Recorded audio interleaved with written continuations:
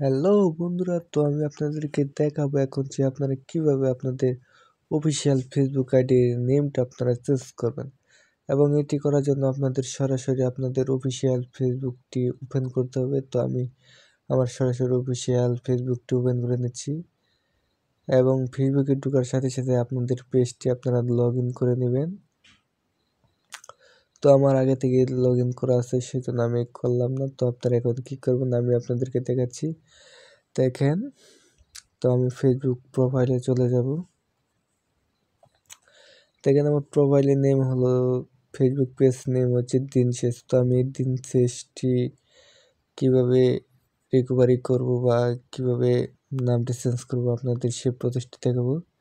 দেখানোর জন্য দেখেন তার দিকে দেখেন 3 ডট লাইন, আপনারা ওইখানে ক্লিক করে দেখেন একটি সেটিং অপশন। তো আপনারা সেটি ক্লিক করে দেবেন। দেওয়ার পর দেখবেন আমার এখানে ল্যাঙ্গুয়েজটা বাংলা, সেই জন্য আমরা ওই সার্চ বাই অপশনে ক্লিক করে আমরা এখানে বাংলাতে লিখে সার্চ দেব নাম। তো নাম লিখে সার্চ দেব।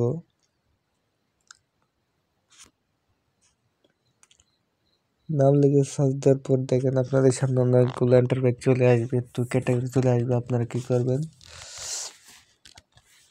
আপনার সর্বপ্রথম যে নামটা পয়েন্ট, তো আপনারা সে নামের উপর একটি ক্লিক করুন।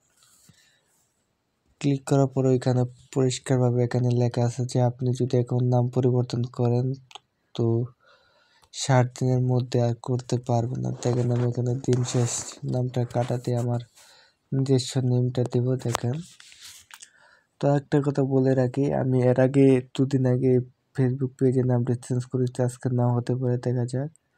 তো আমি যদি এখন নিচে রিকভারি ইমেলটায় যদি ক্লিক করি, তো আমি ক্লিক করলাম।